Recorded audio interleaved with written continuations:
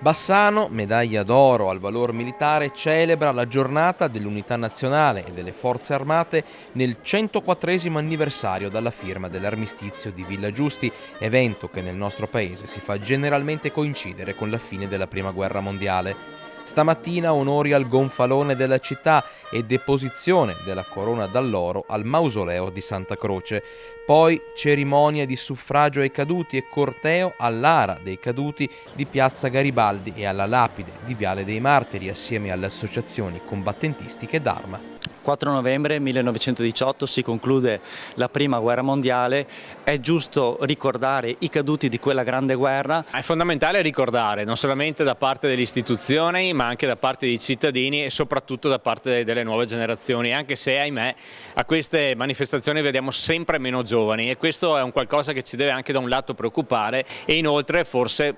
diciamo che da Bassano lanciamo anche una proposta, forse sarebbe il caso di far ritornare il 4 novembre una festa nazionale.